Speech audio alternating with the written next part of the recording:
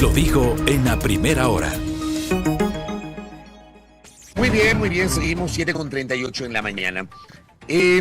Ha sido materia de polémica los últimos 3 días, lo comentamos ayer en este espacio, en el segmento de opinión, y luego conversamos con el jurista Ramiro García Falconi sobre esta intención de la Asamblea Nacional, o al menos de un segmento de la Asamblea, de incorporar dentro del articulado de este proyecto de reformas al Código Orgánico Integral Penal una propuesta para añadir una causal de revisión de procesos judiciales que tengan sentencia condenatoria.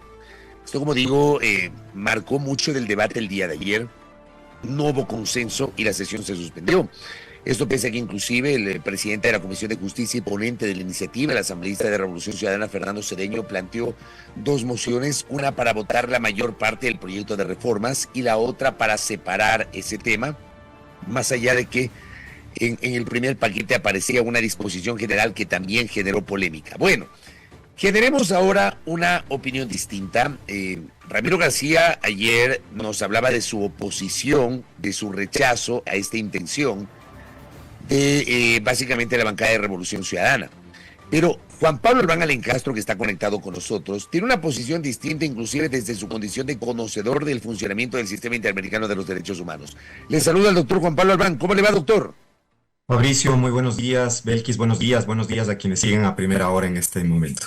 Gracias a usted por la gentileza. A ver, doctor, ¿hay o no asidero para pensar que se pretende poner por debajo de la mesa una norma que implique añadir una causal de revisión de sentencias condenatorias a partir de fallos de la Corte Interamericana de los Derechos Humanos que son de cumplimiento obligatorio para el Estado ecuatoriano, que es signatario del Pacto de San José?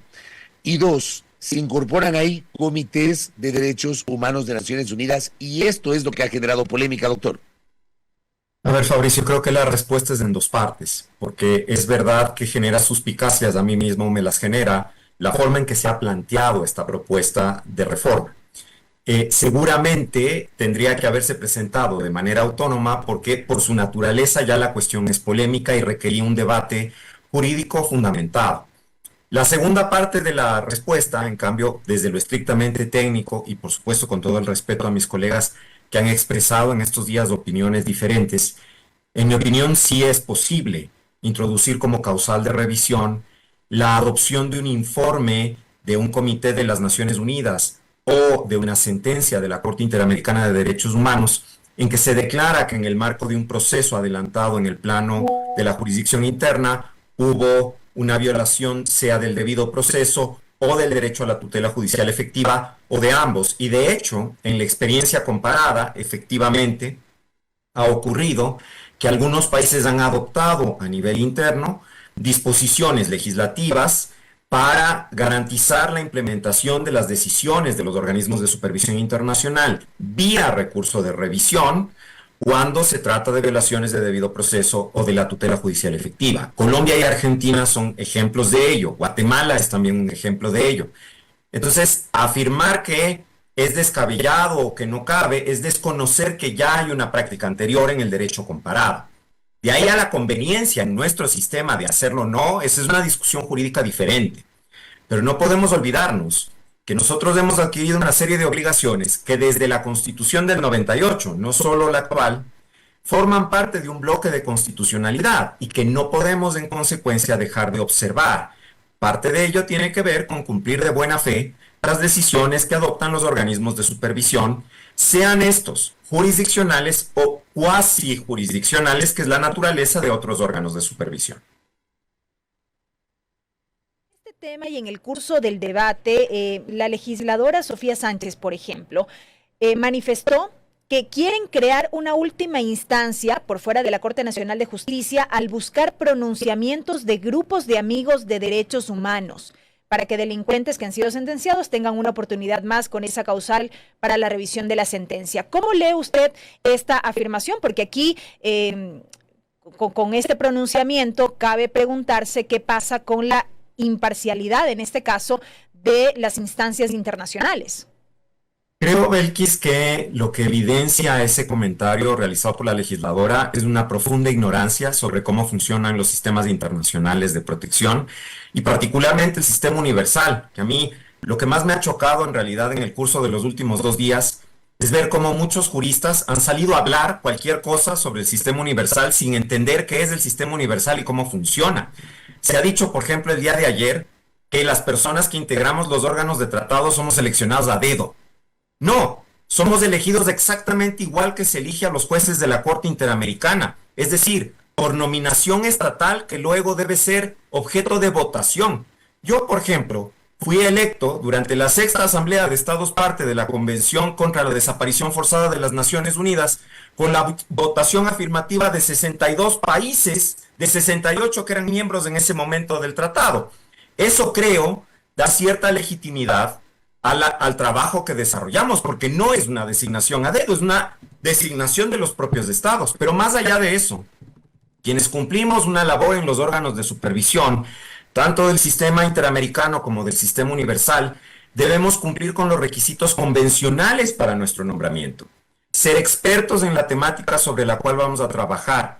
Ser independientes tanto respecto del Estado como respecto de la sociedad civil organizada de nuestro país. Ser personas con una alta autoridad moral y con idoneidad suficiente, es decir, un conocimiento vasto sobre la materia respecto de la cual vamos a trabajar. No somos neófitos, no somos improvisados. No lo somos quienes integramos órganos de decisión en el plano internacional, como son las cortes y los organismos cuasi jurisdiccionales, como los comités de Naciones Unidas, ni lo son los procedimientos especiales del Consejo de Derechos Humanos, que si bien no son elegidos de la misma manera porque no hay nominación estatal, son elegidos por postulación directa tras un proceso de escrutinio muy estricto por los 47 estados que integran el Consejo de Derechos Humanos. Entonces, afirmar que son grupos de amigos de las personas que han cometido delitos es por lo menos un desatino, para no usar una palabra un poco más fuerte. Pero ahí sí me permite, doctor. A ver, a mí me queda claro cómo funciona la Corte Interamericana de los Derechos Humanos con sede en San José de Costa Rica. Pero lo que ha generado resquemores es que se hable de comités de derechos humanos de Naciones Unidas. ¿Cómo funcionan esos comités? Porque me parece que por ahí también va la suspicacia. Hay gente que dice que no necesariamente esos comités que no son jurisdiccionales, usted bien dice, son cuasi jurisdiccionales, pero estos comités podrían tener una carga política. ¿Tiene asidero eso, doctor? Es absolutamente falso, mi querido Fabricio, porque si tuviera que afirmarse que hay una carga política en los comités de las Naciones Unidas, tendría que decirse lo mismo respecto de la Corte Interamericana y de la CIDH. ¿Por qué? Porque los procesos de designación de los miembros son exactamente los mismos. Es más, si lo pensáramos solo numéricamente, la legitimidad de la designación mía, por ejemplo, es mucho más alta que la de cualquiera de los 7 jueces de la Corte, porque en este momento, bajo la competencia contenciosa de la Corte Interamericana, hay 22 países. Bajo la competencia del Comité contra la Desaparición Forzada, que es uno de 10 órganos de Tratado de las Naciones Unidas, hay 72 países. Entonces la legitimidad es más alta si lo pensamos solo en números. El proceso de designación es igual. Lo que me da la ocasión, su pregunta, Fabricio, es de repetir la clase que les di ayer a mis alumnos de Sistema Universal de Derechos Humanos, que justamente tenía que ver con esto. En el Sistema Universal no hay una Corte de Derechos Humanos. Esa es una decisión que los estados han tomado. En el sistema interamericano, como lo que se buscaba era emular el sistema europeo que le antecede en tiempo, se creó 2 órganos de supervisión. Una comisión, que es una suerte de fiscal que documenta los casos, y una corte. En el sistema universal, el órgano de cierre, el que toma la decisión final, es el órgano de supervisión de cada tratado. Cada uno de los 9 principales tratados de derechos humanos de las Naciones Unidas establece un órgano de supervisión propio. ¿Qué somos los comités de las Naciones Unidas? Jueces de la convención que nosotros verificamos. ¿Qué hacemos para constatar que los estados cumplen sus obligaciones? Pedir informes a los estados, examinar a los estados en diálogo directo, examinar comunicaciones individuales, lo que se llama denuncias en el sistema interamericano, hacer visitas a países, formular comentarios generales, es decir, criterios interpretativos de carácter general sobre normas del tratado, porque el órgano autorizado a interpretar el tratado somos los comités de supervisión de cada uno de esos tratados. ¿Qué somos al final? Órganos de decisión. Por ende, la naturaleza de nuestro pronunciamiento, que se da en el marco de un procedimiento en que rige el contradictorio, el principio de contradicción, es decir, donde el Estado tiene la oportunidad de alegar, de presentar prueba, de contradecir lo que plantea el peticionante, y en muchas ocasiones, de hecho, se establece que no hay lugar a una determinación de responsabilidad porque efectivamente el Estado ha cumplido sus obligaciones. Es vasta la jurisprudencia en ese sentido de las Naciones Unidas. Entonces, hacemos exactamente lo mismo que hace la Corte Interamericana. Al examinar casos individuales, hacemos exactamente lo mismo. Aunque si bien es cierto, la justicia en nuestro país es altamente criticada, duramente criticada por casos de corrupción, por el sistema como tal, que se ha dicho muchas veces debe sufrir una intervención profunda para lograr un cambio profundo, estructural. Más allá de eso, ¿qué decir respecto de la soberanía como tal en materia de justicia a propósito de esta intención de incorporar esta figura, que es una pregunta también que muchos se hacen? Es una pregunta muy importante, Belkis. La cuestión es que el modelo que hemos decidido nosotros implementar en el plano interno es un modelo que eleva a rango constitucional las disposiciones de los instrumentos de derechos humanos por los cuales Ecuador voluntariamente se ha obligado. La consecuencia de ello es que cada vez que se viola una obligación de un tratado de derechos humanos, esencialmente es el equivalente a violar una norma de la Constitución. No podemos, por ende, desentendernos del cumplimiento de las obligaciones que derivan de los instrumentos internacionales que el Ecuador ha decidido someterse, adherirse o ratificarlos.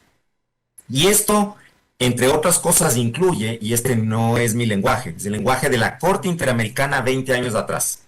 En el marco de la decisión del caso de las penitenciarías de Mendoza, la Corte dijo que si los estados han adquirido compromisos internacionales que han de cumplir de buena fe, para dotar de efecto útil a estas obligaciones que emanan de los instrumentos, deben cumplir las decisiones de los órganos de supervisión, sean estos judiciales o cuasi judiciales. Así lo ha dicho la Corte Interamericana. Esto no me lo estoy inventando yo, pueden ver el párrafo 16 de la resolución del 22 de noviembre de 2004 en el caso Penitenciarías de Mendoza. ¿Por qué conozco esto yo? Porque yo llevé el caso Penitenciarías de Mendoza como funcionario en ese tiempo de la CIDH ante la Corte Interamericana. Entonces, la soberanía no puede ser un argumento para relativizar los derechos humanos. El Estado, claro que es soberano, pero el Estado ha adquirido compromisos internacionales que debe honrar. Si no quiere hacerlo, tiene una vía de salida, que es denunciar los tratados. Algunos países de la región lo han hecho.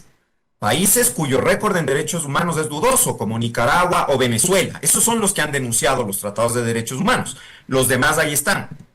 Hay países en la región que nunca se obligaron por los tratados de derechos humanos, seguramente porque intuían que se les venía y porque además ellos creen tener estándares mejores, como Estados Unidos, por ejemplo. Lo cierto es que una vez que un Estado está dentro de un tratado de derechos humanos, tiene que cumplir con la obligación, porque eso no significa que ya no es soberano. Lo que significa es que honra sus compromisos internacionales y respeta el orden público internacional. Entonces, el sistema internacional de todas formas de protección en derechos humanos es subsidiario. Y con esto lo que quiero decir es que solamente se activa cuando los mecanismos de la jurisdicción interna no han sido capaces de proteger un derecho, no han sido capaces de reparar una violación de un derecho, no han sido capaces de prevenir la vulneración de un derecho. Ahí se activa el mecanismo internacional. Por eso mismo, entre otras cosas, es necesario, entre otros requisitos formales, es necesario para acudir a la instancia internacional demostrar que se ha agotado los recursos de la jurisdicción interna. Y además es necesario acreditar que los hechos efectivamente constituyen violaciones.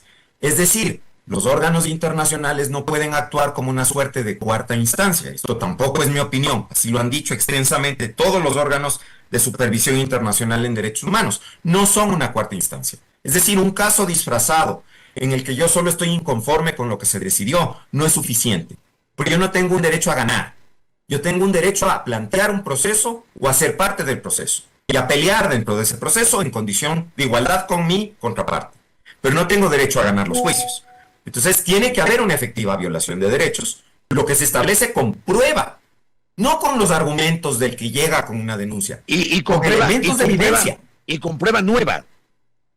Bueno, aquí hay un elemento importante, Fabricio. La prueba de la violación de derechos obviamente va a ser lo que ocurrió en el marco del proceso. Durante el proceso, ¿verdad? Correcto. Pensemos.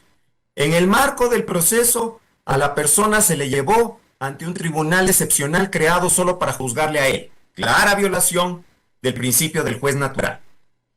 Ahí hay una violación del debido proceso. ¿Cómo lo pruebo? Evidenciando que se creó vía decreto presidencial un tribunal especial. Ya. ¿Qué es esto de la prueba nueva? Porque en la revisión es importante y creo que ahí también hay un nivel de confusión. La lógica de un recurso de revisión, que es un nuevo juicio, se fundamenta en la aparición de nuevas pruebas, pruebas supervinientes, o en el hallazgo de pruebas que en su momento no fueron identificadas y no estaban a disposición de las partes.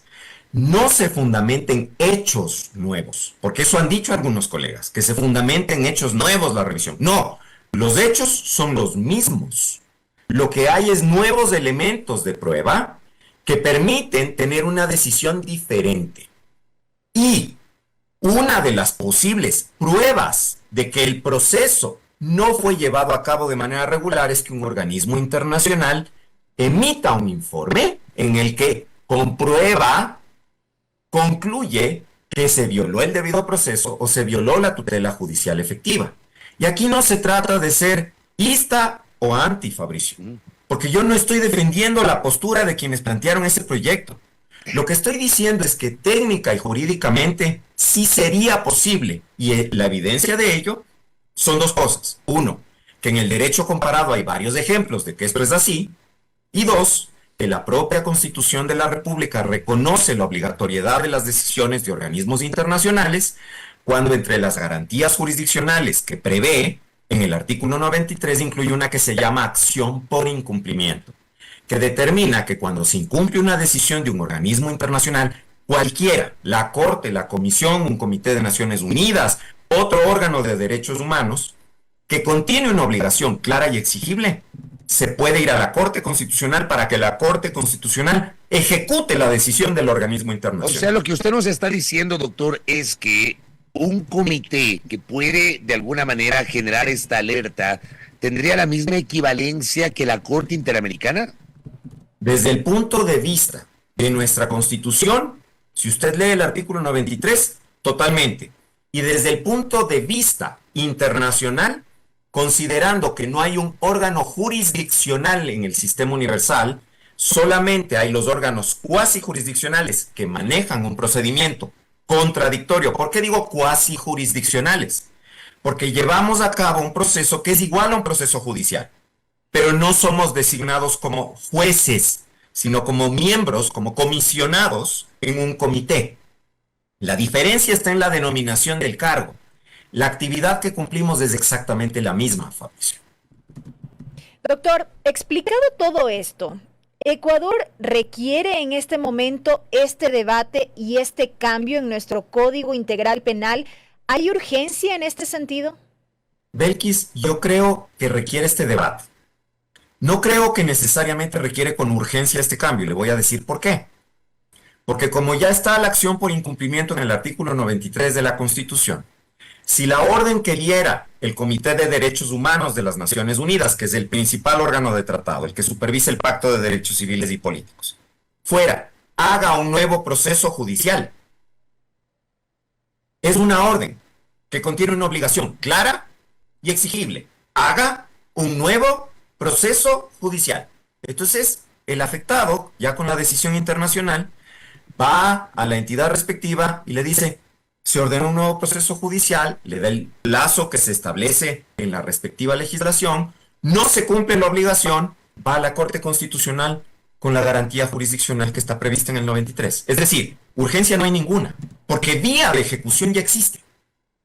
Pero el debate sí es necesario, y sobre todo es necesario, Belkis, porque en este momento del país, más que nunca, es importante que recordemos que estamos sometidos a obligaciones internacionales que adquirimos voluntariamente y que nos protegen a todos.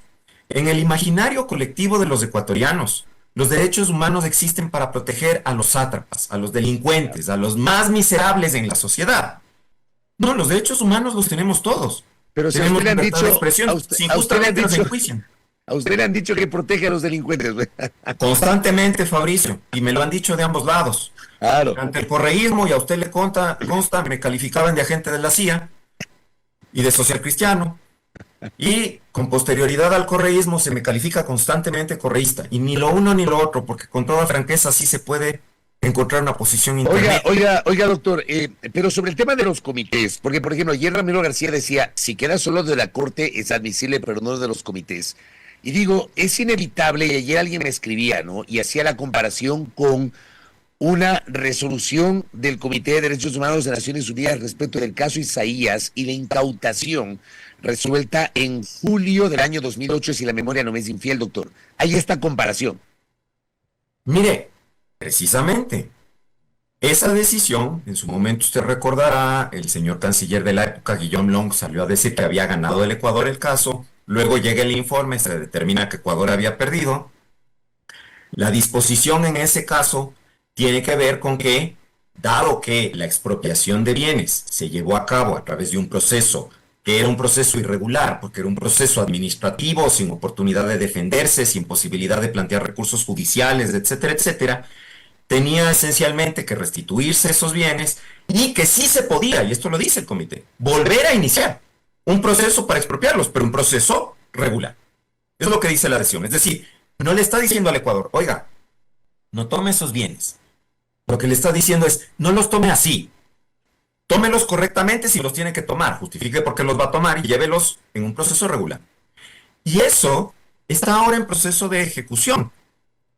Claro, el Estado se ha tomado su tiempo. Y en todos los casos, Fabricio, creo que ese es el gran problema, no de los informes de los comités, de todas las decisiones de organismos internacionales, de las sentencias de la Corte Interamericana particularmente.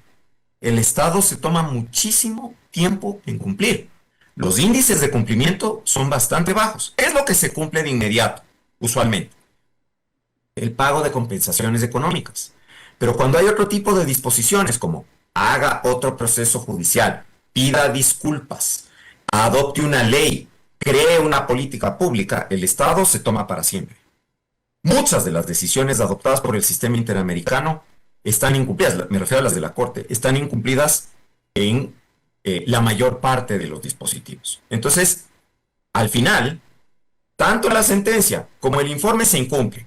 No me vengan ahora con que no, si lo dice la Corte sí lo vamos a hacer, pero si lo dice un comité, eso es una mera referencia, decía ayer Ramiro, con todo el cariño y el respeto que le tengo a Ramiro. No es una mera referencia. Hay varios principios de derecho internacional que se observan cuando se incumple una decisión de un organismo de estos. El pacta sunt servanda, el principio de eficacia, el principio de primacía del derecho internacional. Es una cuestión de elemental sentido común, que si no hay ente jurisdiccional, pero la convención respectiva dice, este es mi órgano de decisión, ese es el órgano de decisión. La decisión que toma es legítima porque se basa en un tratado por el que el Estado voluntariamente se obligó. Para ir cerrando, doctor, acá el jurista Stalin Raza, que coincide mucho con su visión, dice, el tema es que la Constitución asigna igual jerarquía a las sentencias de la Corte Interamericana y a los informes de los comités. Usted lo ha explicado, nos lo ha explicado y coincide con esta visión. Entonces, dice Stalin Raza, si se aceptan esas sentencias como causal de revisión, no hay razón para negarles a los informes por las razones que se está explicando. Pero dice, si va a la Corte Constitucional, ella resolverá en años, y la violación del plazo al plazo razonable es también una violación a los derechos humanos. ¿Qué le parece a usted, doctor? Es cierto, es verdad que hay un retraso procesal importante a nivel de la Corte Constitucional para las decisiones sobre fondo, o sea, es decir, las cuestiones ya sustantivas, porque las decisiones de admisión suelen darse en un periodo de 6 a 8 meses. Pero las decisiones sustantivas, obviamente, entra a la fila el caso y eventualmente se decidirá. Esto es particularmente notable en relación con cierto tipo de procesos y entre ellos están las acciones por incumplimiento. Es verdad lo que dice Stalin. Al tiempo, Yo no voy a justificar a la Corte, pero sí debemos tomar en cuenta el retraso procesal que le dejó la anterior Corte. O sea, la Corte actual está lidiando con todo lo que ha recibido, que es muchísimo, que ahora todo el mundo quiere ir allá porque hay una Corte que es el último rezago de institucionalidad de este país. Y hay todo lo anterior que dejó la Corte pasada y que no había resuelto, y que son miles y miles de causas. Entonces, claro, hay una demora y es verdad. La inobservancia de una razonabilidad en el tiempo de decisión es también por sí una violación a los derechos humanos. Doctor, y con esto cierro. El también jurista Javier Aguilar le envió un abrazo. Me dice, si la propia Constitución ya reconoce los temas en materia de garantías internacionales, ¿para qué incluirlos en las reformas al COIP? Le pregunto a nuestro invitado, el doctor Juan Pablo Albán. Justamente es parecido a la pregunta que planteaba Belkis, y yo le decía que me parece que el debate, o sea, esta discusión me parece que es relevante y que debe darse ahora, porque se ha abierto la puerta a que la demos. Pero la reforma en sí yo no la veo urgente porque ya está esa garantía jurisdiccional, pero además empecé esta conversación con ustedes expresando mis propias suspicacias, que las tengo, sobre por qué se mete de esta manera escondida en un paquete de reformas al COIP este tema.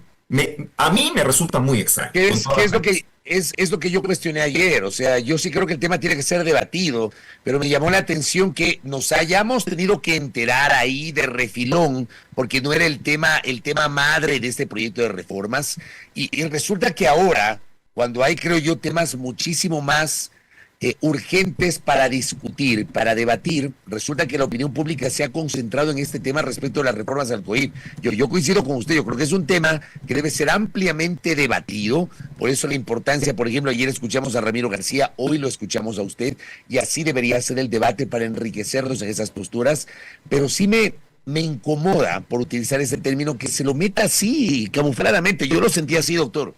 Lo siento exactamente igual, Fabricio, y es de eso lo que deja este mal sabor, porque el tema de fondo, yo creo que sí vale la pena discutirlo, inclusive porque ya hay experiencias comparadas sobre esto, ¿no?